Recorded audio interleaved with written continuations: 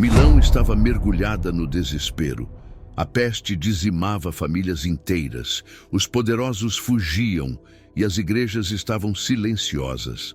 Mas, enquanto todos corriam, um homem ousou ficar. Ele caminhava pelas ruas desertas, arriscando sua própria vida para salvar aqueles que ninguém mais queria ajudar. Esse homem era São Carlos Borromeu. Mas há algo que poucos sabem. Durante a pior noite dessa tragédia, quando tudo parecia perdido, São Carlos realizou um ato tão inesperado e corajoso que mudou para sempre o destino da cidade. Um gesto que transformou dor em esperança e salvou milhares de vidas. O que aconteceu naquela noite e por que esse momento é tão crucial para a fé que vivemos hoje? Fique comigo e se inscreva, porque o que você vai descobrir pode mudar para sempre a forma como você vê a força da verdadeira coragem cristã. Na manhã serena de 2 de outubro de 1538, o pequeno Carlos nasceu no majestoso castelo de Arona, às margens do Lago Maggiore, no norte da Itália. O vento suave que atravessava as colinas trazia consigo o som distante de sinos da igreja local, enquanto as águas cristalinas do lago refletiam os primeiros raios de sol. Carlos veio ao mundo em meio a um cenário de beleza natural que parecia anunciar o destino extraordinário que o aguardava. Filho de Gilberto Borromeo, conde de Arona, e Margherita de Médici, sua infância foi marcada por privilégios, mas também pela firmeza espiritual de sua família, que nunca permitiu que as riquezas ofuscassem os valores cristãos. Logo nos primeiros anos, Carlos demonstrava uma natureza distinta. Enquanto outras crianças da nobreza se perdiam em jogos e distrações, ele era atraído pelas histórias de santos contadas por sua mãe à luz trêmula de velas. Margherita, uma mulher profundamente piedosa, era conhecida por sua doçura e pela habilidade em transmitir os ensinamentos da fé com um fervor que parecia gravar cada palavra no coração de Carlos. Era comum vê-lo sentado ao lado dela, seus olhos castanhos brilhando com uma curiosidade incomum para sua idade, absorvendo cada detalhe das histórias sobre mártires e missionários que entregaram suas vidas a Deus. Mas apesar da serenidade da casa, a vida de Carlos não esteve isenta de tensões. O castelo de Arona era um lugar repleto de responsabilidades e expectativas. Sendo o terceiro filho da família, ele não estava destinado a herdar os títulos ou terras, mas isso nunca pareceu incomodá-lo. Ainda assim, havia momentos em que a ambição da nobreza ao seu redor criava um ambiente pesado. O som constante dos passos dos serviçais nos corredores de pedra e o eco de conversas sobre alianças políticas enchiam os dias, lembrando a Carlos que o mundo à sua volta era mais voltado ao poder do que à piedade. Em tais momentos, ele buscava refúgio em um pequeno oratório da família, onde ficava em silêncio, observando o crucifixo de madeira esculpida que pendia acima do altar. Foi durante um inverno particularmente rigoroso, quando Carlos tinha cerca de 6 anos, que ocorreu um evento que moldaria sua visão de vida. Um grupo de camponeses chegou às portas do castelo, famintos e enregelados, pedindo ajuda. A neve caía em grandes flocos, cobrindo a paisagem com uma camada branca, enquanto o vento gelado cortava como lâminas. Carlos observou do alto das escadas, enquanto seu pai, Gilberto, hesitava em permitir que os pobres entrassem, temendo pelo estoque de provisões da casa. No entanto, antes que qualquer decisão fosse tomada, Margherita interveio. Ela ordenou que as portas fossem abertas e que os necessitados fossem acolhidos. Carlos desceu as escadas correndo, seguindo sua mãe até a cozinha, onde ela própria distribuiu pães e cobertores aos camponeses. O menino ajudava como podia, segurando tigelas de sopa quente e distribuindo mantos. O som dos agradecimentos e das preces dos camponeses ecoou na grande sala de pedra, deixando uma impressão duradoura em sua jovem mente. Naquela noite, enquanto os ventos uivavam lá fora, Marguerita explicou ao filho que a verdadeira riqueza não estava nos bens materiais, mas no amor ao próximo. As palavras dela ficaram gravadas no coração de Carlos, como uma semente que cresceria ao longo dos anos. A educação de Carlos foi outro aspecto que o diferenciou desde cedo.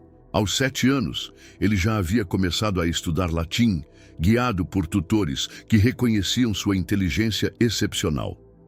Apesar de ser uma criança, Carlos mostrava um senso de disciplina incomum. No início das manhãs, quando a brisa fria ainda percorria os corredores do castelo, ele podia ser encontrado em sua pequena sala de estudos, iluminada pela luz pálida do sol nascente. O som da pena raspando contra o pergaminho era frequentemente acompanhado por murmúrios de orações, pois Carlos sempre começava seus estudos pedindo sabedoria a Deus.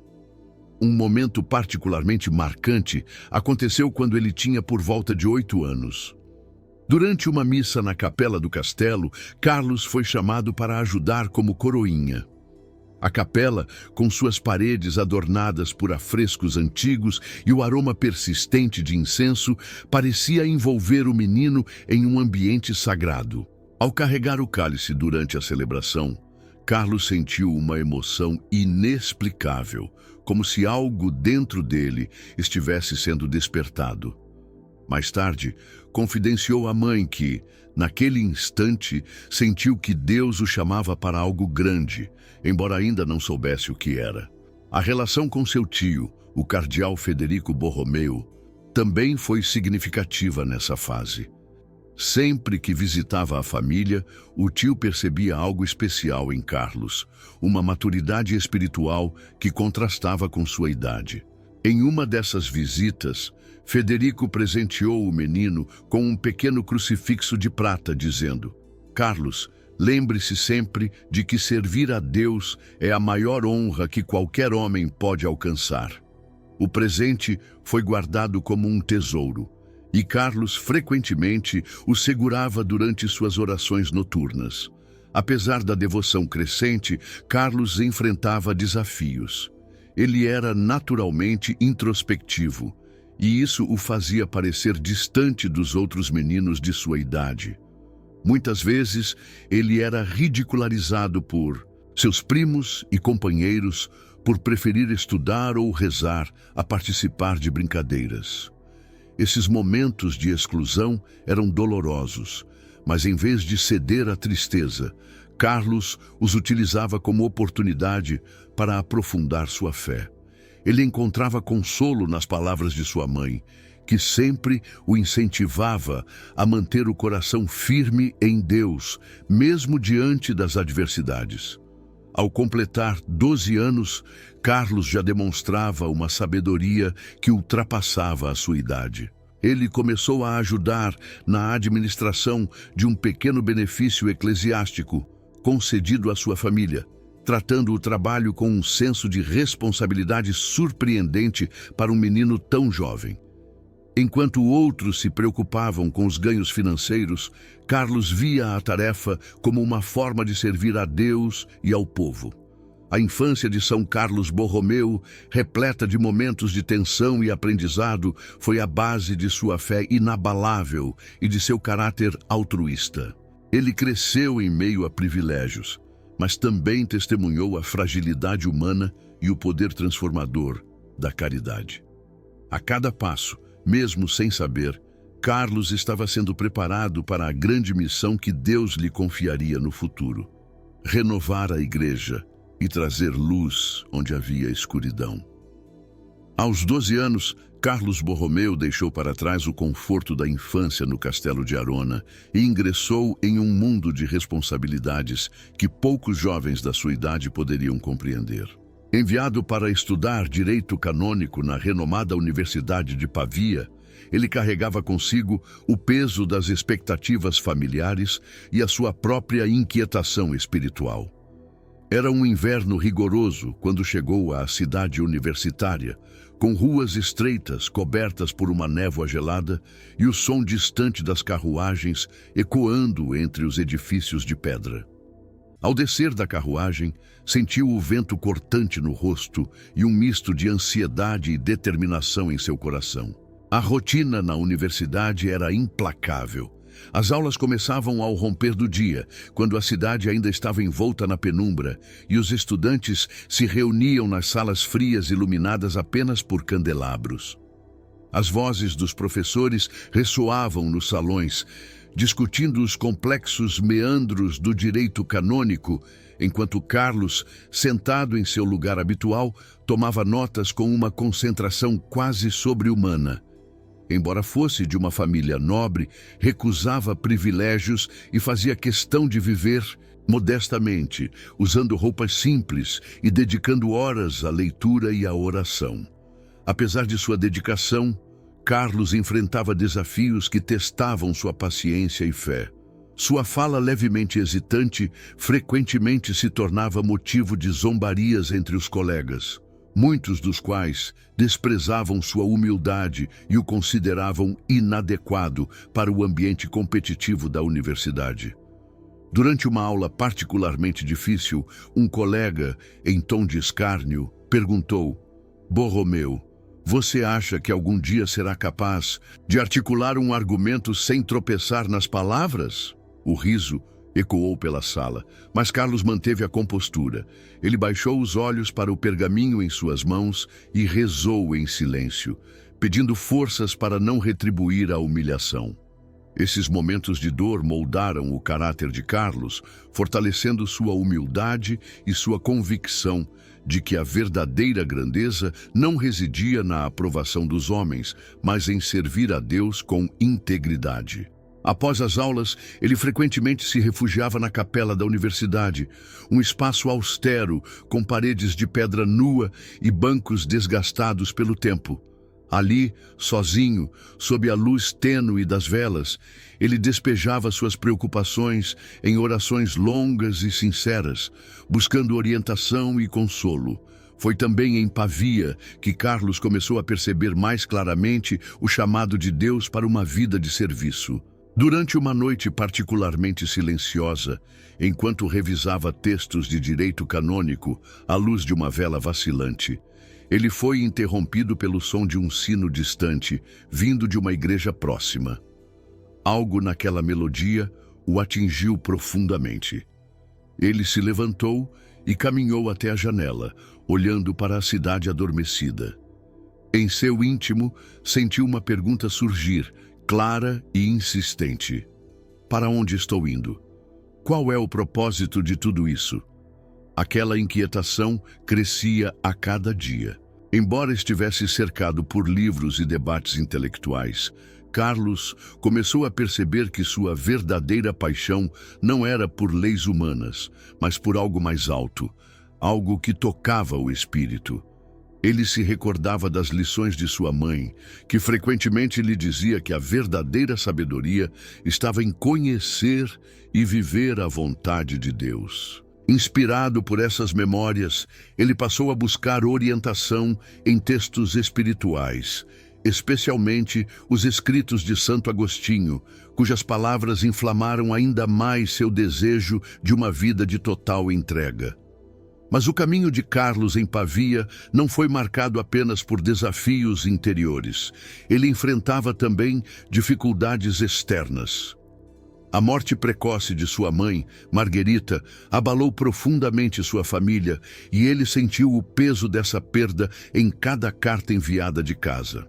Em uma dessas cartas, seu pai expressou preocupação com o futuro da família, agora sem a figura materna que sempre fora o pilar espiritual do lar. Carlos, já amadurecido pelos estudos e pelas adversidades, respondeu com palavras de conforto, prometendo dedicar-se ainda mais à missão que sentia arder em seu coração. Uma reviravolta significativa aconteceu durante um período de férias em Arona, quando Carlos, ainda estudante, foi solicitado pelo tio cardeal Federico Borromeu a ajudá-lo em Questões eclesiásticas. Foi a primeira vez que ele teve um vislumbre das responsabilidades que mais tarde assumiria como pastor e líder espiritual. Ao organizar documentos e redigir cartas em nome do tio, ele começou a entender a profundidade e a complexidade da administração da igreja. Mais importante, viu de perto os desafios enfrentados pelos líderes religiosos, desde a corrupção até a indiferença espiritual. Ao retornar a Pavia, Carlos estava mais determinado do que nunca. Ele se dedicava aos estudos com um fervor renovado, mas também começou a participar ativamente de atividades religiosas na comunidade universitária. Aos domingos, era frequentemente visto nas igrejas locais, não como um nobre buscando reconhecimento, mas como um jovem de fé profunda, disposto a aprender e servir. Em uma dessas ocasiões, um sacerdote idoso, impressionado pela humildade de Carlos, disse-lhe: "Você tem um coração que pertence a Deus. Nunca deixe que as preocupações deste mundo o desviem desse caminho." Essa frase ecoou em sua mente por semanas, tornando-se uma espécie de guia para suas decisões futuras. Carlos começou a dedicar ainda mais tempo à oração e ao serviço, encontrando alegria em ajudar os pobres e os doentes da cidade. Ele visitava regularmente os hospitais locais, onde o cheiro acre de ervas medicinais e o som de gemidos o lembravam da fragilidade da vida. Para os enfermos, sua presença era um alívio, suas palavras um bálsamo para as almas aflitas. Quando Carlos finalmente concluiu seus estudos, aos 21 anos, ele não era apenas um jurista competente, mas um homem transformado. A experiência em Pavia havia consolidado sua vocação e fortalecido sua fé. Ele deixou a universidade com a certeza de que Deus tinha planos maiores para sua vida, planos que ele estava disposto a seguir, independentemente dos sacrifícios necessários. O jovem que partiu de Pavia não era o mesmo que havia chegado anos antes. Carlos agora carregava em seu coração o compromisso de renovar a igreja e servir ao povo de Deus com todo o seu ser. O chamado silencioso que havia começado como um sussurro em meio aos desafios e humilhações da universidade estava agora mais claro do que nunca. Ele não seria apenas um homem de leis, mas um servo da fé, um pastor disposto a guiar as almas perdidas de volta ao caminho da salvação. Aos 22 anos, a vida de Carlos Borromeu deu uma guinada inesperada, marcando o início de uma jornada que o colocaria no centro do poder da Igreja Católica. Era uma tarde quente em Milão, quando Carlos recebeu uma carta de Roma. O selo de cera com o brasão papal reluzia sob a luz do sol, enquanto suas mãos jovens e firmes seguravam o pergaminho com uma mistura de curiosidade e apreensão. A mensagem vinha de seu tio, Giovanni Angelo Medici, recém-eleito Papa com o nome de Pio IV. Ele o convocava a Roma para assumir um cargo junto à Cúria. A viagem para Roma foi marcada por paisagens deslumbrantes e pensamentos inquietos. Carlos sabia que seu tio era um homem de visão e rigor, mas a perspectiva de servir ao lado do Papa era tão intimidante quanto estimulante. Quando finalmente chegou à Cidade Eterna, os sinos das igrejas ressoavam pelos céus dourados e as ruas fervilhavam de vida. A imponência da Basílica de São Pedro e a energia espiritual que emanava de cada canto da cidade fizeram Carlos sentir, mais do que nunca, o peso da missão que o aguardava. Logo após sua chegada, Carlos foi nomeado cardeal e secretário de Estado. Era uma honra imensa, mas também uma responsabilidade que poucos jovens de sua idade poderiam carregar. No entanto, sua nobreza de espírito e sua disciplina já haviam forjado uma base sólida para enfrentar os desafios. O Palácio Apostólico, com seus corredores longos, murais vibrantes e o som incessante de passos apressados, tornou-se seu novo lar. Carlos se dedicou imediatamente ao trabalho, lidando com assuntos administrativos e políticas eclesiásticas que afetavam não apenas a igreja, mas o equilíbrio do mundo cristão da época. Foi nesse contexto que Carlos começou a perceber o quão profundamente a igreja precisava de uma renovação. O luxo e a pompa que ele testemunhava contrastavam dolorosamente com a realidade dos fiéis simples que ele conhecera em Milão e Pavia. Muitos membros do clero, embriagados pelo poder, haviam se desviado da verdadeira missão de servir ao povo de Deus. Essa realidade não apenas o incomodava, mas o consumia. Durante longas noites, após reuniões exaustivas, Carlos se retirava para sua pequena capela particular. A luz da vela projetava sombras suaves nas paredes enquanto ele rezava fervorosamente, pedindo sabedoria e força para fazer diferença em meio à decadência. Foi nesse período que um desafio inesperado colocou à prova sua capacidade de liderança. O Concílio de Trento, que já se arrastava há quase 2 décadas, precisava ser retomado com urgência para enfrentar os problemas que ameaçavam a unidade da Igreja. O Papa confiou a Carlos a tarefa de supervisionar a continuidade do concílio. Embora jovem, ele demonstrou uma maturidade impressionante, mediando discussões intensas entre cardeais e teólogos que frequentemente se opunham em questões doutrinárias. Carlos dedicava-se ao trabalho com uma intensidade que surpreendia a todos ao seu redor. Durante as sessões do concílio, ele observava atentamente cada argumento, mantendo uma postura serena, mas firme. Muitas vezes, as reuniões se estendiam até a madrugada, com o som de debates acalorados ecoando pelos salões. Quando os participantes se dispersavam, Carlos permanecia sozinho, refletindo sobre as decisões tomadas e pedindo orientação em oração. A pressão era imensa, e Carlos enfrentou muitas críticas. Alguns questionavam sua juventude, enquanto outros o acusavam de ser rígido em suas posições. No entanto, ele jamais permitiu que essas vozes abalassem sua determinação. Em um episódio particularmente tenso, um influente cardeal o confrontou durante uma reunião, sugerindo que ele era inexperiente demais para liderar. Carlos, com calma e dignidade, respondeu: "A experiência vem com o tempo, mas a fé deve ser cultivada todos os dias. Estou aqui não por mérito próprio, mas porque acredito que Deus guia nossos passos." Suas palavras silenciaram a sala e marcaram profundamente aqueles que as ouviram. Apesar das dificuldades, o trabalho árduo começou a dar frutos.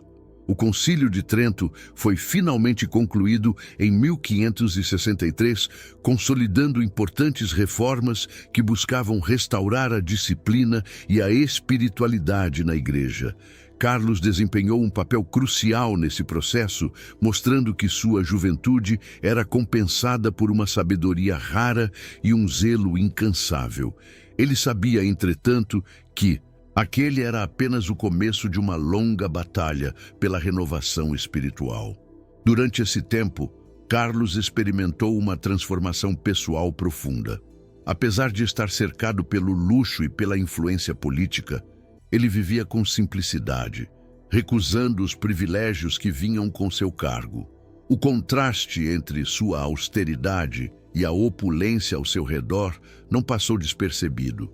Muitos funcionários e até mesmo cardeais começaram a respeitá-lo não apenas por sua inteligência, mas também por sua integridade. Um momento marcante ocorreu em uma noite silenciosa, quando Carlos, exausto após um dia cheio de reuniões, caminhava pelos corredores do Palácio Apostólico. Ele se deparou com um grupo de mendigos reunidos próximo à entrada, buscando abrigo contra o frio. Sem hesitar, ele pediu que trouxessem comida e cobertores para os homens e mulheres que ali estavam. Quando questionado por um assistente sobre por que se importava com aquelas pessoas, ele respondeu: "Eles são os verdadeiros tesouros da Igreja. Se não cuidarmos deles, para que serve tudo isso?" Essa compaixão e senso de dever continuaram a moldar sua vida e suas decisões. Carlos percebeu que a posição que ocupava não era um fim em si, mas um meio de servir a Deus e aos outros. Ele estava determinado a usar sua influência para transformar não apenas a estrutura da igreja, mas também os corações das pessoas que ela servia. No final de sua permanência em Roma, ao lado do Papa Pio IV, Carlos Borromeu já havia demonstrado ser muito mais do que um jovem cardeal promissor. Ele era um homem de fé inabalável e coragem extraordinária, disposto a enfrentar desafios imensos para cumprir a missão que acreditava ter recebido de Deus. A cidade de Roma, com sua grandiosidade e suas contradições, havia testado sua resistência e forjado um líder que marcaria profundamente a história da Igreja. A ascensão de Carlos ao lado do Papa foi um período de intenso aprendizado e transformação, um capítulo fundamental em sua jornada espiritual. Apesar das pressões e desafios, ele permaneceu fiel à sua vocação, emergindo como um farol de esperança em meio a um mundo marcado por corrupção e decadência. O jovem que chegou a Roma com humildade e determinação estava agora preparado para enfrentar desafios ainda maiores, movido pela fé e pelo desejo de servir a Deus com todo o seu ser. No início de 1562, Carlos Borromeu viu-se diante de uma das tarefas mais desafiadoras de sua vida: reavivar o Concílio de Trento. Apesar de jovem, com apenas 24 anos, sua postura serena escondia o turbilhão de dúvidas e preocupações que o acompanhavam. O concílio, iniciado quase 2 décadas antes, havia sido interrompido várias vezes devido a disputas internas e à pressão política de reinos eclesiásticos e seculares. Reunir novamente os líderes da igreja era uma empreitada que exigia mais do que diplomacia. Era necessário coragem para enfrentar a desordem espiritual e a resistência à mudança. Carlos assumiu o desafio como um soldado em uma batalha espiritual, determinado a renovar a igreja em um momento de grave crise. Ele chegou a Trento em um dia cinzento, com nuvens espessas cobrindo o céu. As ruas da cidade, normalmente movimentadas, estavam silenciosas, como se pressentissem a importância dos eventos que se desenrolariam ali. Carlos foi recebido com respeito, mas também com ceticismo. Muitos o viam como um jovem inexperiente, uma escolha impulsiva do Papa Pio IV. No entanto, ele carregava em seu coração uma fé inabalável e a certeza de que o Espírito Santo o guiaria em cada decisão. As sessões do concílio começaram com debates acalorados. Em um dos primeiros encontros, a tensão na sala era quase palpável. Cardeais e teólogos, alguns vindos de terras distantes, levantavam-se para defender suas posições com veemência. As vozes ecoavam pelos salões de pedra, misturando-se ao som das chuvas de primavera que batiam contra as janelas altas. Carlos, sentado em seu lugar, ouvia atentamente, sem interromper. Ele sabia que o papel de um verdadeiro líder não era impor sua visão, mas unir corações em prol de um propósito maior. Foi durante uma dessas sessões que Carlos enfrentou sua primeira grande oposição. Um influente bispo questionou sua capacidade de liderar, insinuando que sua juventude o tornava incapaz de compreender a complexidade das questões em discussão. O ataque foi direto e humilhante, mas Carlos permaneceu calmo. Ele levantou-se, segurando com firmeza a borda da mesa de madeira, e respondeu com uma voz firme, mas humilde: "Não estou aqui pela minha experiência ou pelo meu mérito, mas porque acredito que a reforma da igreja não pode esperar. Não é a idade ou o título que molda um líder, mas a disposição de servir." Suas palavras, ditas sem qualquer traço de rancor, ressoaram profundamente na sala, e o silêncio que se seguiu foi mais eloquente do que qualquer argumento. As tensões aumentaram, conforme os dias se transformavam em semanas. Carlos dedicava-se de corpo e alma ao trabalho, muitas vezes negligenciando sua própria saúde. Ele passava noites em claro, revisando documentos e redigindo propostas que equilibrassem as demandas doutrinárias com as necessidades espirituais do povo. Em sua pequena cela, iluminada por uma única vela, ele orava fervorosamente, pedindo sabedoria para guiar a igreja em um momento tão delicado. O som distante dos sinos da catedral muitas vezes marcava o início de outro dia, antes que ele sequer tivesse descansado. A maior batalha de Carlos, porém, não foi contra os homens, mas contra a apatia que permeava partes do clero. Muitos resistiam às reformas porque temiam perder privilégios ou poder. Durante uma reunião particularmente difícil, Carlos confrontou um grupo de líderes que insistiam em manter certos abusos, como a venda de indulgências. Com olhos brilhando de determinação, ele afirmou: "Se a nossa missão é salvar almas, não podemos ser cegos às feridas que infligimos ao corpo da igreja. A reforma não é uma escolha, é uma necessidade." Aos poucos, sua persistência começou a dar frutos. O concílio aprovou medidas que fortaleciam a formação dos sacerdotes, exigindo maior disciplina e espiritualidade. As normas sobre a administração dos sacramentos foram revisadas para assegurar que fossem celebrados com reverência e respeito. O catecismo romano foi elaborado, oferecendo uma base sólida para ensinar a fé. Essas reformas eram mais do que decretos. Eram passos concretos para restaurar a confiança do povo na igreja. Mas o custo pessoal para Carlos foi imenso. A intensidade de seu trabalho afetou sua saúde, e ele frequentemente sofria de exaustão.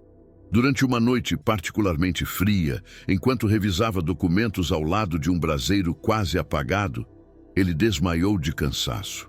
Seus assistentes o encontraram horas depois, ainda segurando uma pena em sua mão. Quando perguntado por que se forçava tanto, ele respondeu: "Não posso descansar enquanto a casa de Deus está em ruínas. Cada momento que perco pode significar uma alma que não alcançamos." Um dos momentos mais emocionantes de sua jornada em Trento ocorreu quando um humilde sacerdote local o procurou, pedindo ajuda para sua paróquia devastada pela pobreza. Carlos ouviu atentamente e, ao final da conversa, entregou-lhe seu próprio anel cardinalício, dizendo: "Use isso para ajudar seu povo. Minha riqueza não está nos bens materiais, mas na fé que compartilho com vocês." Esse gesto de generosidade tocou profundamente todos os que estavam presentes, reforçando ainda mais sua reputação como um homem de verdadeira santidade. Após 2 anos de intensas negociações e incontáveis desafios, o Concílio de Trento chegou ao fim em 1563. Carlos voltou a Roma com a sensação de dever cumprido, mas também com a consciência de que a verdadeira reforma da Igreja ainda estava apenas começando. Ele sabia que os decretos aprovados precisariam ser implementados em dioceses por toda a Europa e que a resistência ao progresso continuaria a ser um obstáculo. O concílio não foi apenas um marco na história da Igreja, mas também um divisor de águas na vida de Carlos Borromeu. Ele havia provado a si mesmo e ao mundo que a idade ou o título não definem um líder, mas sim sua capacidade de servir com humildade, coragem e amor. As lições aprendidas em Trento moldaram sua visão de liderança pastoral e prepararam-no para os desafios ainda maiores que enfrentaria como arcebispo de Milão. Carlos deixou Trento com o coração pesado, mas também com uma esperança renovada. A experiência o havia fortalecido, não apenas como líder, mas como homem de fé. Cada batalha enfrentada, cada noite de vigília e cada lágrima derramada em oração o aproximaram ainda mais de sua missão: restaurar a Igreja e ser um pastor fiel para o povo de Deus. Quando Carlos Borromeu foi nomeado arcebispo de Milão em 1564, Encontrou uma diocese em ruínas. Por décadas, os líderes eclesiásticos locais haviam abandonado o povo, vivendo em Roma ou em outros palácios luxuosos, enquanto os fiéis de Milão sofriam com a falta de orientação espiritual. Era uma região marcada pela indiferença religiosa e pela pobreza, onde o som das orações nas igrejas fora substituído pelo murmúrio de dúvidas e o abandono era sentido até mesmo nas paredes rachadas das paróquias. A missão de Carlos não seria apenas revitalizar a estrutura da igreja. Ele teria que reacender a fé em corações adormecidos. A chegada de Carlos a Milão foi tudo menos triunfal. Vestido com uma simples batina preta e carregando apenas uma pequena bolsa, ele percorreu as ruas da cidade, observando em silêncio as condições do povo. O que viu o chocou profundamente. Crianças brincando descalças em becos sujos, homens e mulheres amontoados em barracas improvisadas e igrejas transformadas em armazéns. O odor de alimentos deteriorados e a fumaça de fogueiras improvisadas enchiam o ar. Em meio a essa cena desoladora, Carlos decidiu que sua primeira prioridade seria conhecer seu rebanho. Ele começou visitando pessoalmente cada paróquia, muitas das quais estavam em estado de abandono. Em uma pequena igreja na periferia, Carlos encontrou um grupo de fiéis tentando celebrar uma missa sem sacerdote. A imagem do altar estava coberta de poeira, e a única luz vinha de velas que tremulavam com o vento que entrava pelas janelas quebradas. Quando Carlos se aproximou, as pessoas o olharam com desconfiança. Um homem mais velho, com a voz embargada, perguntou: "Você é mais um desses senhores que vêm e vão sem olhar para nós?" Carlos, com um sorriso gentil, ajoelhou-se ao lado do homem e respondeu: "Não sou um senhor. Sou apenas um servo de Deus, assim como vocês. Vim para caminhar ao seu lado." Suas palavras abriram caminho para os corações endurecidos. Ele celebrou uma missa naquele mesmo local, usando uma estola velha que encontraram no fundo de um baú. O som de suas orações, calmo e compassivo, encheu o espaço, e muitos que estavam ali sentiram algo que não sentiam há anos: esperança.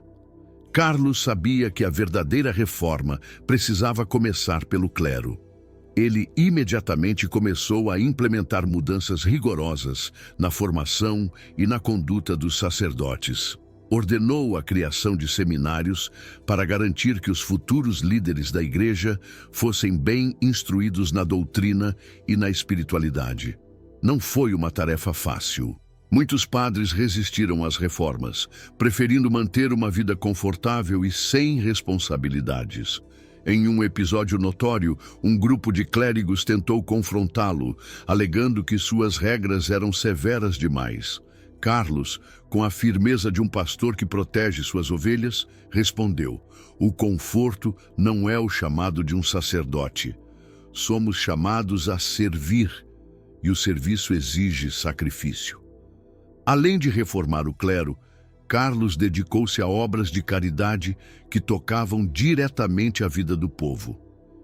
Ele organizou a distribuição de alimentos e roupas para os pobres, usando até mesmo os recursos pessoais de sua família para financiar essas iniciativas. Em um inverno particularmente rigoroso, quando a fome ameaçava a cidade, Carlos ordenou que os celeiros do arcebispado fossem abertos. Ele mesmo liderou a distribuição, caminhando pelas ruas cobertas de neve com sacos de pão e feixes de lenha. As pessoas que o viam diziam que ele parecia incansável, mesmo quando o frio cortante fazia suas mãos tremularem. Um dos momentos mais emblemáticos de sua liderança ocorreu durante uma visita a uma aldeia remota nos arredores de Milão. Carlos havia recebido relatos de que os habitantes não viam um sacerdote há anos. Ele partiu imediatamente, enfrentando uma longa viagem por estradas esburacadas e cheias de lama.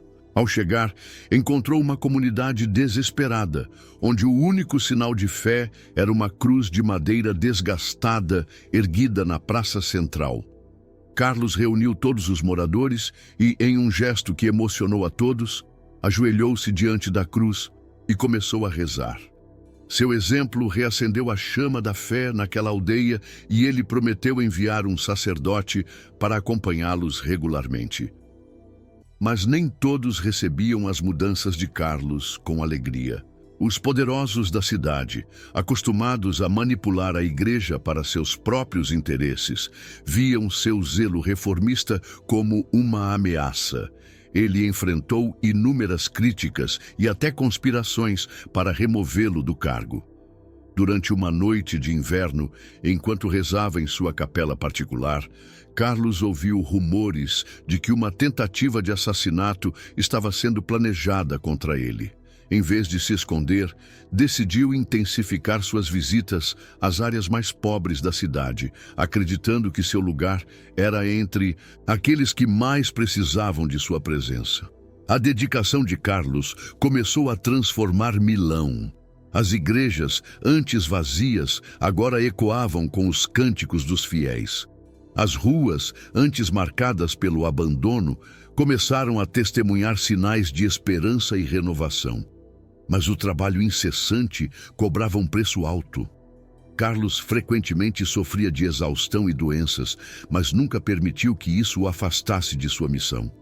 Para ele, cada dia era uma oportunidade de servir, e cada alma uma prova de sua fé. Carlos Borromeu não era apenas um reformador. Era um pastor que vivia entre suas ovelhas, compartilhando suas dores e suas alegrias.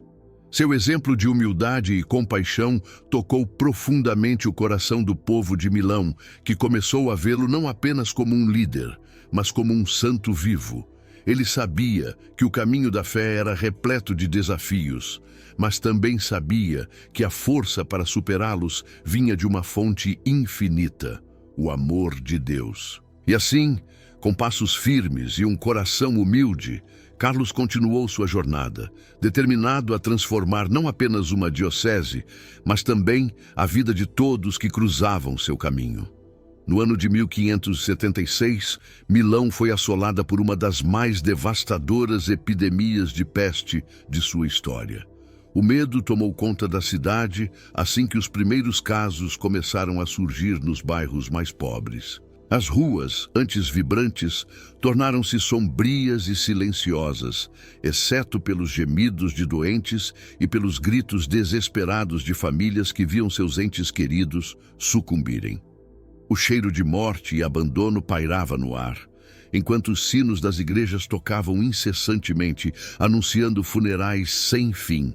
Para muitos, a praga parecia um castigo insuportável e muitos líderes civis fugiram para áreas rurais, deixando o povo à própria sorte.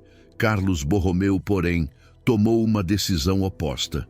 Mesmo alertado por seus conselheiros sobre os perigos de permanecer na cidade, ele respondeu com firmeza: "O pastor não abandona suas ovelhas, especialmente no momento em que elas mais precisam dele." Com isso, Carlos iniciou uma das missões mais heróicas de sua vida.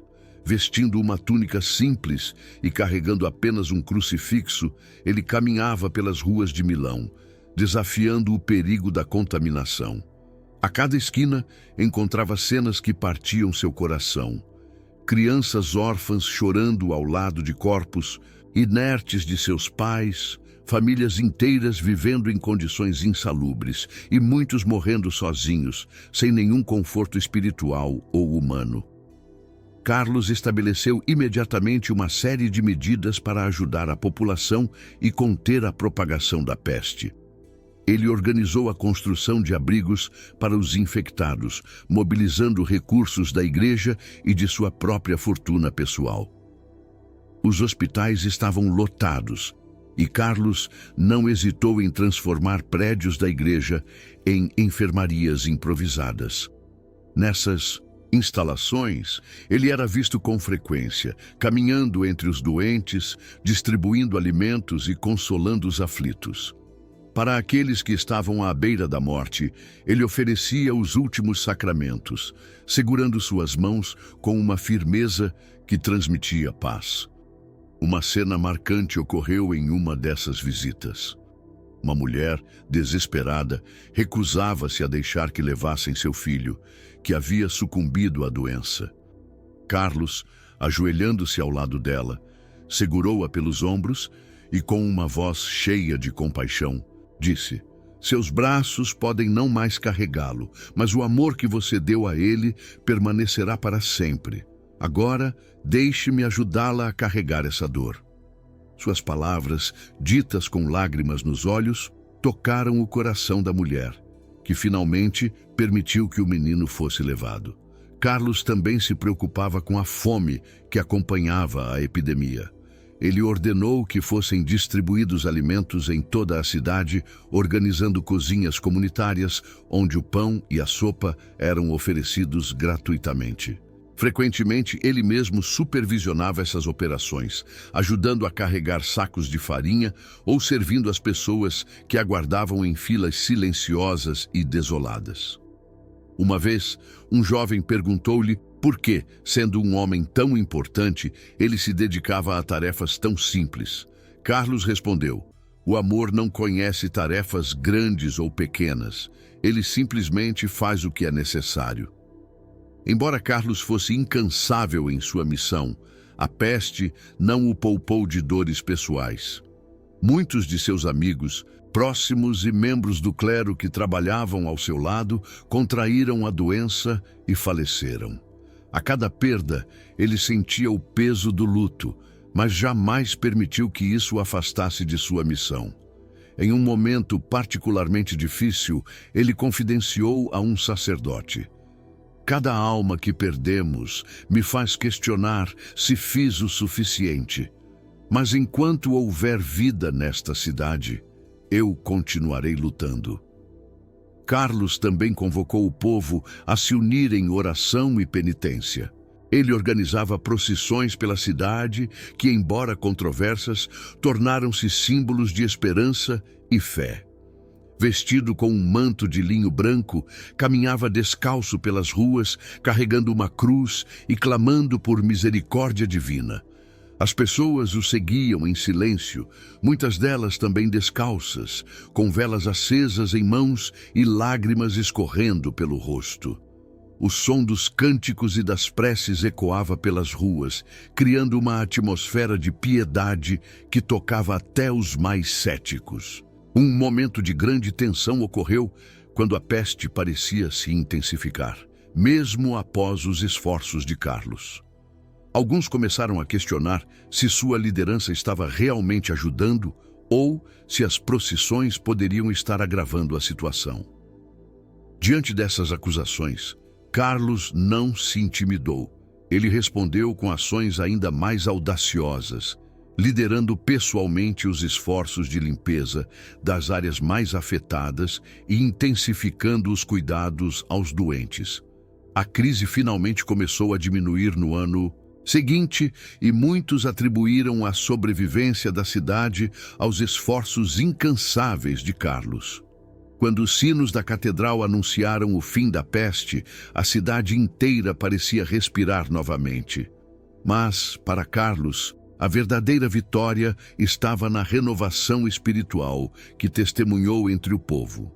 Igrejas que antes estavam vazias, agora estavam cheias de fiéis, muitos deles tocados pelo exemplo de fé e sacrifício do arcebispo. No entanto, a experiência deixou marcas profundas em Carlos. Ele perdeu peso, sua saúde ficou ainda mais fragilizada, e as noites sem dormir haviam esculpido linhas de cansaço em seu rosto. Mas mesmo assim, ele sentia uma alegria serena. Para ele, cada vida salva e cada alma reconquistada eram provas de que o amor de Deus era mais forte do que qualquer praga. O episódio da peste tornou-se um marco na vida de Carlos Borromeu, mostrando ao mundo o que significa viver como um verdadeiro pastor. Ele não apenas liderou seu povo em um dos momentos mais sombrios de sua história, mas também personificou o amor, a compaixão e a coragem que devem guiar todos os que se dedicam ao serviço de Deus. Mesmo nos momentos mais difíceis, ele permaneceu fiel à sua missão, provando que a fé é a luz que nunca se apaga, mesmo nas noites mais escuras. Depois do período devastador da peste, Carlos Borromeu voltou sua atenção para um problema que acreditava ser a raiz de muitas dificuldades enfrentadas pela Igreja: a falta de formação adequada, tanto entre os sacerdotes quanto entre os fiéis. Ele sabia que a ignorância era um dos maiores inimigos da fé e que somente por meio da educação espiritual e moral a verdadeira renovação poderia ser alcançada. Para Carlos, o coração do povo precisava ser iluminado pela sabedoria que vinha do Evangelho. O ambiente em Milão ainda estava se recuperando da epidemia. As ruas, antes marcadas por abandono e sofrimento, começavam a ganhar vida novamente. No entanto, Carlos percebeu que, apesar de a cidade estar se reerguendo fisicamente, havia uma grande lacuna espiritual. Muitos sacerdotes ainda não tinham a formação necessária para orientar adequadamente suas comunidades, e as famílias, fragilizadas pela crise, lutavam para transmitir os valores cristãos às novas gerações. Para Carlos, isso era inaceitável. Ele via a educação religiosa como uma ferramenta essencial para transformar vidas. Foi com esse objetivo que ele fundou escolas e seminários. A criação do primeiro seminário em Milão foi um evento marcante.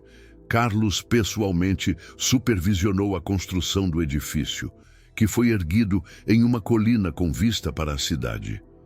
Ele escolheu aquele local não apenas pela sua beleza, mas também pela ideia de que os sacerdotes em formação deveriam estar sempre acima das tentações mundanas, focados em sua missão. As janelas amplas do seminário permitiam que a luz do sol inundasse os corredores e salas de aula, simbolizando a iluminação que ele desejava trazer para a igreja. No dia da inauguração, Carlos reuniu o primeiro grupo de jovens seminaristas em uma capela simples dentro do prédio. A cerimônia foi emocionante. Carlos, vestido com humildade, dirigiu-se a eles com palavras que ficaram gravadas em suas memórias. Vocês não estão aqui apenas para aprender, mas para se tornarem luzes que guiarão o povo de Deus. Que cada palavra que estudarem e cada oração que fizerem seja uma preparação para o grande chamado que receberam.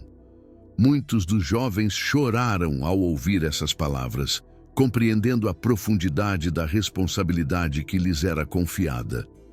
Carlos também estabeleceu padrões rigorosos para a formação. Ele queria que os sacerdotes fossem homens de oração e estudo, capazes de responder às dúvidas dos fiéis com clareza e compaixão.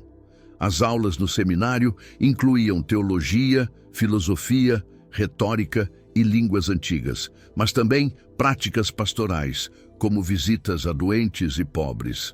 Carlos acreditava que um sacerdote deveria estar tão confortável no púlpito quanto nas ruas, entre os mais necessitados. Além de cuidar da formação do clero, Carlos dedicou-se à educação do povo. Ele fundou escolas paroquiais em toda a diocese, com o objetivo de ensinar catecismo às crianças e aos adultos. Essas escolas eram simples, muitas vezes funcionando em pequenos salões anexos às igrejas, mas a atmosfera ali era de entusiasmo e dedicação. Carlos fazia questão de visitar essas escolas regularmente, surpreendendo professores e alunos com sua presença. Ele frequentemente sentava-se no meio das crianças e participava das aulas, ouvindo suas respostas e, às vezes, explicando ele mesmo os fundamentos da fé. Em uma dessas visitas, ao perguntar a um menino o que significava amar a Deus, recebeu uma resposta que o emocionou profundamente. Significa cuidar dos outros como o Senhor cuida de nós. A reforma educacional de Carlos enfrentou resistência. Muitos padres, acostumados com práticas mais relaxadas, consideravam os novos seminários um fardo desnecessário. Alguns membros da elite local também criticavam as escolas paroquiais, alegando que elas afastavam as crianças de suas tarefas domésticas e agrícolas. Carlos, porém, permaneceu firme. Ele dizia: "Uma alma bem formada vale mais do que qualquer riqueza terrena. Não é uma perda de tempo educar para a eternidade." Suas palavras ecoaram, e aos poucos a oposição foi diminuindo. Um momento de tensão ocorreu quando um grupo de sacerdotes, insatisfeitos com as exigências do novo seminário, organizou um protesto público. Carlos reuniu-os em um salão do arcebispado e, com firmeza, lembrou-lhes de seu chamado. "Não somos servos de nós mesmos, mas de Cristo e de sua igreja. Se o preço disso é o sacrifício do nosso conforto, que seja um preço pequeno comparado ao que ele pagou por nós." Suas palavras penetraram os corações de muitos, e muitos dos que o criticavam tornaram-se seus maiores aliados na reforma. As mudanças começaram a mostrar resultados. O povo de Milão, antes desiludido, começou a encontrar nos sacerdotes renovados exemplos de virtude e dedicação. As escolas paroquiais estavam cheias de crianças que, pela primeira vez, aprendiam sobre os sacramentos e os mandamentos com clareza e amor. Uma jovem mãe, que levou seu filho a uma dessas escolas, disse a Carlos: "Agora eu sinto que posso ensinar minha família a caminhar com Deus, porque finalmente entendi o que significa segui-lo." Carlos também sabia que, para alcançar os corações do povo, era necessário mais do que palavras. Era preciso dar exemplo. Ele continuava vivendo de forma simples, visitando paróquias e aldeias distantes, mesmo sob condições adversas. Em uma dessas viagens, enfrentou uma forte tempestade que inundou as estradas e quase impossibilitou o percurso. Seus companheiros sugeriram que retornassem, mas Carlos insistiu: "Se há uma alma esperando por mim, eu irei, não importa o que seja preciso." Quando finalmente chegou à pequena vila, molhado e exausto, foi recebido com lágrimas de alegria por uma comunidade que não via um sacerdote há anos. A dedicação de Carlos Borromeu à formação da fé transformou Milão. Ele sabia que a educação religiosa não era apenas sobre doutrina, mas sobre moldar corações e mentes para uma vida de amor a Deus e ao próximo. A cidade, antes marcada pelo abandono espiritual, tornou-se um exemplo de renovação, um testemunho vivo do poder da fé, quando guiada por um líder comprometido e humilde. Esse trabalho de formação, talvez menos visível que seus outros feitos, foi um dos maiores legados de Carlos.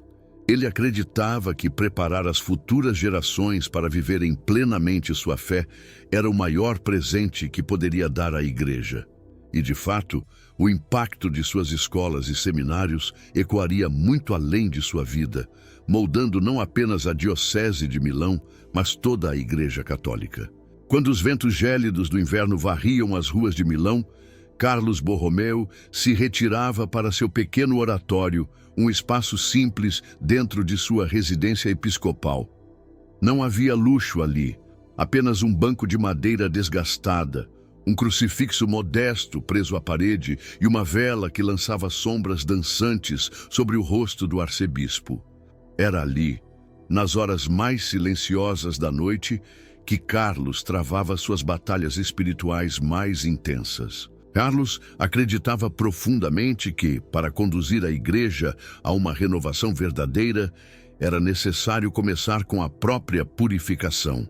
Ele sabia que seus esforços externos seriam inúteis se não estivessem fundamentados em uma vida de oração e sacrifício. Assim, suas noites tornaram-se momentos de entrega total, de joelhos diante do altar, enquanto o eco de suas preces enchia o pequeno espaço. Muitas vezes, o frio intenso fazia com que seus lábios tremessem, mas isso nunca o afastava de sua disciplina espiritual. O jejum era uma prática que Carlos adotava rigorosamente. não como um ato de orgulho, mas como um meio de se aproximar de Deus e interceder pelo povo de Milão. Durante longos períodos, ele limitava sua alimentação a pão e água, recusando os banquetes que muitas vezes eram oferecidos por autoridades locais. Certo dia, um assistente, preocupado com sua saúde debilitada, ousou questioná-lo. Excelência, como pode cuidar de todos se não cuida de si mesmo?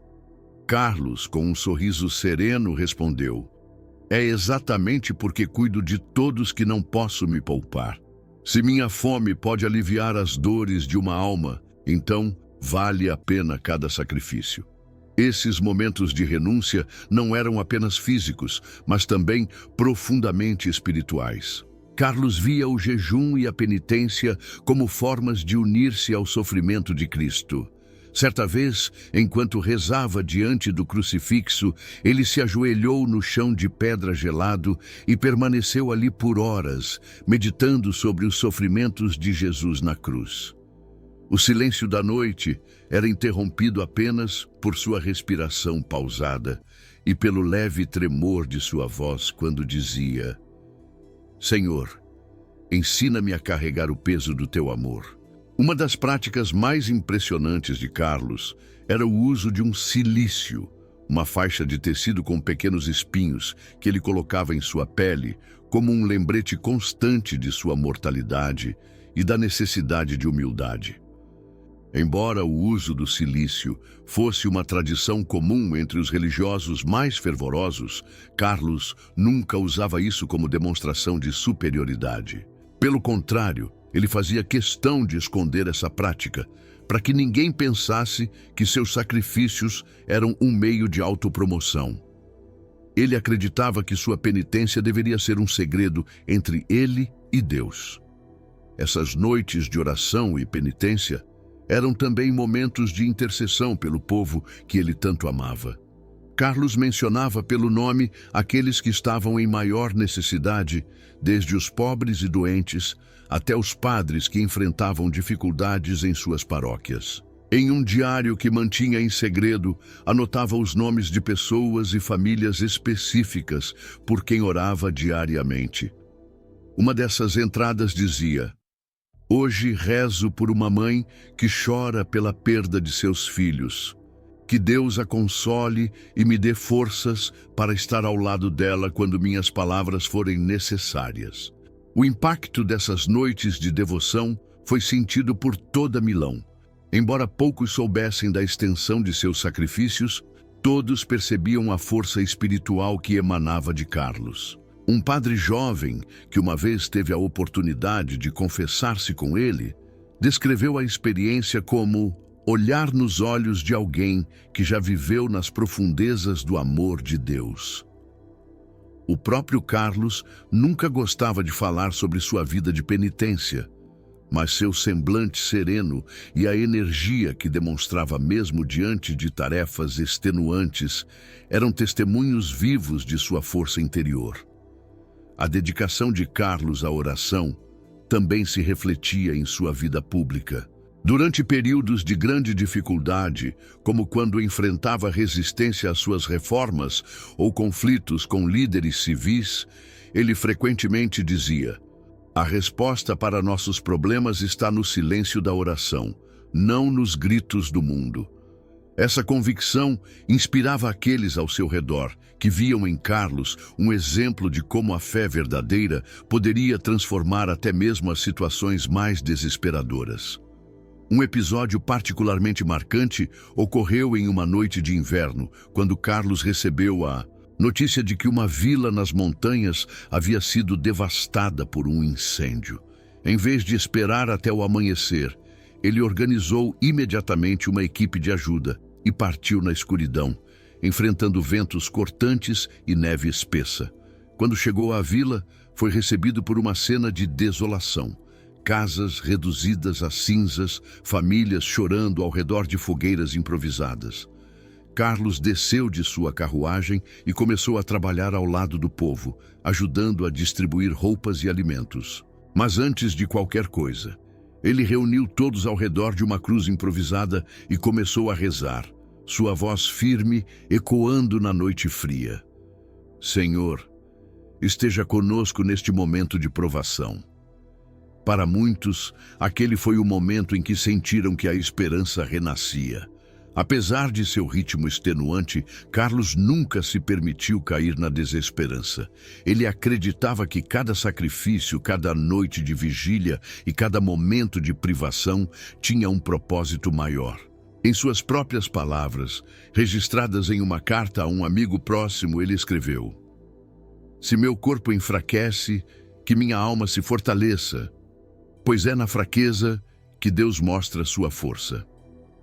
Essas práticas de jejum e penitência moldaram profundamente a liderança de Carlos Borromeo, tornando-o não apenas um reformador, mas um verdadeiro pastor que carregava as dores e esperanças de seu povo. Em um mundo onde muitos buscavam poder e conforto, Carlos escolheu o caminho do sacrifício e da humildade, provando que a verdadeira força está na entrega total à vontade de Deus. Assim, mesmo nas noites mais escuras, ele permanecia como uma luz para aqueles que o seguiam, um testemunho vivo de que a fé é capaz de superar todas as adversidades. Enquanto Carlos Borromeo se dedicava incansavelmente a reformar a igreja e a servir ao povo de Milão, ele começou a atrair inimigos poderosos. Alguns viam suas reformas como uma ameaça direta a seus privilégios. Outros simplesmente não suportavam sua insistência em expor a corrupção e o descaso que haviam enraizado-se no clero e na sociedade local. A oposição crescia e logo Carlos enfrentaria uma das fases mais desafiadoras de sua vida, um período de perseguição e conspiração que testaria sua fé e resiliência como nunca antes. Entre seus maiores opositores estavam grupos de sacerdotes e membros da aristocracia local que se beneficiavam de um sistema complacente e corrupto. Eles rejeitavam as medidas de Carlos para restaurar a disciplina e a espiritualidade, considerando-as um ataque a seus estilos de vida confortáveis. Reuniões secretas começaram a acontecer em Milão e rumores de que algo terrível estava sendo planejado começaram a chegar ao arcebispado. Foi durante uma noite de outono, em 1569, que a conspiração contra Carlos culminou em um episódio de tensão e perigo. Ele estava em sua capela particular, rezando em silêncio, quando um de seus assistentes entrou apressadamente, a expressão no rosto refletindo preocupação. "Excelência, soubemos de um plano para atacá-lo durante a noite. É melhor reforçarmos a segurança e você se retirar por alguns dias." Carlos, no entanto, permaneceu tranquilo. Levantando-se lentamente, ele disse: "Minha vida não é minha, mas de Deus. Não fugirei de minha missão, nem por medo, nem por ameaça." Poucos dias depois, enquanto Carlos participava de uma cerimônia religiosa em sua residência episcopal, o ataque finalmente ocorreu. No momento em que ele estava ajoelhado diante do altar, um disparo ecoou pela sala. O som metálico e abrupto do tiro cortou o silêncio sagrado e, por um instante, tudo ficou suspenso. Os fiéis presentes gritaram em choque e se jogaram ao chão, enquanto Carlos permaneceu imóvel, ainda ajoelhado, com os olhos fixos no crucifixo. A bala havia atingido suas vestes, mas milagrosamente não feriu seu corpo. Aqueles que estavam ao seu redor interpretaram o ocorrido como um sinal claro de proteção divina. Após o ataque, Carlos pediu que não houvesse perseguição contra os responsáveis. Ele disse aos seus assistentes: "A vingança não pertence a nós, mas a Deus. O que ele deseja é que respondamos ao ódio com o amor e ao medo com a coragem." Sua decisão de perdoar os conspiradores confundiu e impressionou muitos, tanto aliados quanto inimigos. Esse episódio marcou profundamente a cidade de Milão, fortalecendo ainda mais a percepção de Carlos como um homem guiado por uma fé inabalável. A perseguição, no entanto, não se limitava a atentados físicos. Carlos enfrentava também uma guerra de palavras e influência. Cartas anônimas circulavam entre líderes religiosos e políticos, acusando-o de ser severo e inflexível. Alguns sugeriam que sua insistência em reformar o clero era um exagero, enquanto outros questionavam suas motivações, insinuando que ele buscava apenas poder e reconhecimento. Essas calúnias o feriam profundamente, mas ele nunca respondeu com ira.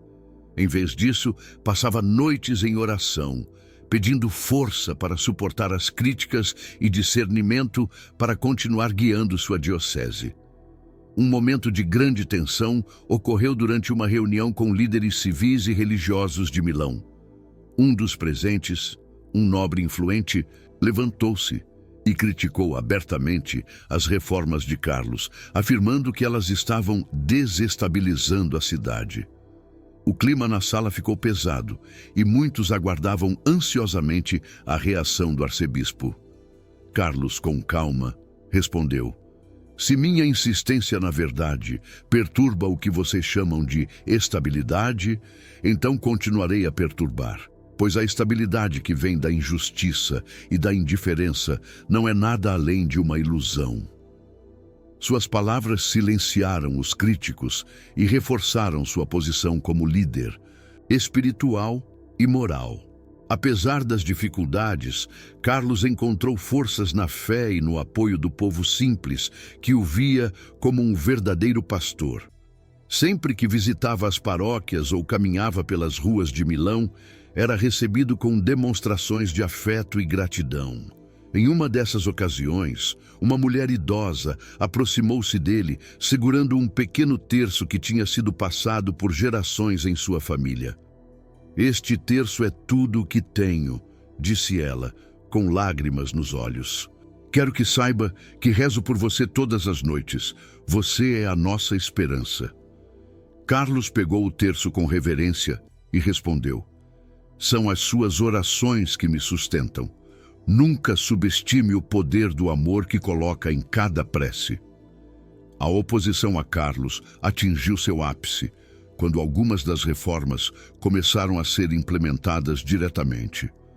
Muitos sacerdotes, forçados a adotar uma vida mais austera e a abandonar práticas indevidas, tornaram-se aliados relutantes. Contudo, a força moral de Carlos acabou vencendo. Ele nunca buscou vingança, mas sua integridade e perseverança fizeram com que muitos daqueles que o criticavam começassem a respeitá-lo. Alguns, inclusive, passaram a admirá-lo abertamente. A perseguição que Carlos Borromeu enfrentou durante esse período não enfraqueceu sua fé, mas a aprofundou. Ele compreendeu que o preço de ser um verdadeiro pastor era alto, mas estava disposto a pagá-lo. O amor que tinha por sua diocese, pelo povo de Milão e pela igreja, era maior do que qualquer ameaça ou crítica. Em meio aos desafios, ele encontrou a força para continuar, sustentado pela certeza de que sua missão era justa e necessária. A coragem e a humildade de Carlos diante da perseguição foram um testemunho vivo de sua santidade. Ele não apenas sobreviveu aos ataques físicos e morais, mas os transformou em oportunidades para demonstrar que o amor e a verdade sempre triunfam sobre o ódio e a injustiça. E assim, com o coração firme e a fé inabalável, ele continuou a guiar Milão, enfrentando cada novo desafio com a graça e a dignidade de um verdadeiro santo. Em 1584, aos 46 anos, Carlos Borromeu já havia dedicado cada dia de sua vida ao serviço de Deus e ao cuidado do povo de Milão. Contudo, o peso de tantas responsabilidades e sacrifícios começou a cobrar seu preço. Sua saúde, sempre frágil, foi se deteriorando rapidamente e ele sabia que seu tempo na Terra estava chegando ao fim. Mesmo assim, Carlos recusava-se a diminuir o ritmo. Ainda fazia visitas às paróquias mais distantes, caminhava pelas ruas, ajudando os pobres e se dedicava à formação de seus seminaristas. O trabalho de um pastor não termina enquanto houver almas para cuidar, dizia frequentemente. Naquela época, Milão enfrentava mais uma crise. A fome assolava os campos e o povo estava desamparado. Carlos, mesmo enfraquecido, continuava a liderar os esforços para fornecer alimentos e apoio espiritual. Em uma de suas últimas viagens a uma vila rural, ele caminhou longas horas sob a chuva fria para visitar uma paróquia que havia sido negligenciada por anos. Quando chegou, tremendo de cansaço, foi recebido por um grupo de camponeses que o abraçaram em lágrimas. Carlos, com um sorriso cansado, disse: "Se Deus me deu forças para chegar até aqui, é porque Ele ainda tem algo para fazer por meio de nós." Ao retornar a Milão, Carlos caiu gravemente doente. Seu corpo, consumido por anos de jejuns, vigílias e trabalho incessante, já não conseguia mais suportar o esforço. Ele foi levado para sua residência, onde os médicos diagnosticaram febre tifoide. O ambiente ao seu redor tornou-se sombrio, marcado pelo som abafado dos passos apressados dos assistentes e pelas preces murmuradas de seus amigos e colaboradores. Mas Carlos, mesmo em meio à febre, mantinha uma calma serena, como se já estivesse aceitando o chamado de Deus para deixar este mundo. Nas últimas semanas de sua vida, Carlos pediu que fosse levado a um quarto simples, longe dos ornamentos que ainda restavam na residência episcopal. Ele queria morrer como havia vivido, na humildade. A única decoração no aposento era um crucifixo, que ele olhava com frequência. Suas mãos, agora trêmulas, frequentemente apertavam o pequeno terço que uma mulher idosa havia lhe dado anos antes. "Esta é a minha companhia agora", dizia, com um tom de gratidão. Mesmo em seu leito de morte, Carlos continuava a guiar espiritualmente aqueles ao seu redor. Chamava os sacerdotes de sua diocese para despedir-se e, em suas últimas palavras a cada um deles, pedia que permanecessem firmes na fé e no cuidado com o povo. A cada visita, ele fazia questão de abençoar os visitantes, sua mão já frágil, levantando-se lentamente para fazer o sinal da cruz. Uma cena particularmente comovente ocorreu quando um grupo de seminaristas entrou no quarto para se despedir. Carlos os olhou com olhos marejados, mas cheios de esperança. "Vocês são a continuação do meu trabalho", disse ele. "Sejam luz onde houver trevas, sejam força onde houver fraqueza. Lembrem-se de que Deus não nos chamou para a glória, mas para o serviço." Muitos deles saíram em lágrimas, mas determinados a honrar o legado de seu mentor. Na noite de 3 de novembro de 1584, Carlos pediu que o crucifixo fosse colocado em suas mãos. Com uma voz fraca, mas clara, murmurou suas últimas orações. A pequena sala estava em completo silêncio, exceto pelo som de sua respiração irregular. Seus assistentes e amigos se reuniram ao redor, rezando o terço. Quando a vela ao lado de sua cama começou a vacilar, Carlos abriu os olhos pela última vez e, olhando para o crucifixo, sussurrou: "Senhor, nas tuas mãos entrego o meu espírito." Quando a notícia de sua morte se espalhou, um luto profundo tomou conta de Milão. As igrejas encheram-se de fiéis que queriam prestar suas últimas homenagens ao arcebispo que havia transformado suas vidas. As ruas estavam repletas de pessoas carregando velas e rosários, murmurando preces e cantando hinos em sua memória. Uma mulher idosa, segurando o terço que ele havia tocado, dizia: "Ele foi nosso pastor, agora será nosso santo." O funeral de Carlos foi um evento grandioso, mas marcado por simplicidade, como ele teria desejado. Seu corpo foi levado à Catedral de Milão, onde milhares de pessoas se ajoelharam para se despedir. O cheiro de incenso enchia o ar, misturado às lágrimas de um povo que sabia que havia perdido mais do que um líder. Havia perdido um exemplo vivo de santidade e compaixão. Seu legado, no entanto, estava apenas começando. As reformas que ele implementou continuaram a moldar a igreja por séculos, e sua dedicação ao povo tornou-se um modelo para líderes religiosos em todo o mundo. Anos após sua morte, Carlos Borromeu foi canonizado, reconhecido como um santo não apenas por suas obras extraordinárias, mas por sua vida de entrega total a Deus e aos outros. Carlos Borromeu não viveu para buscar honras, mas para servir.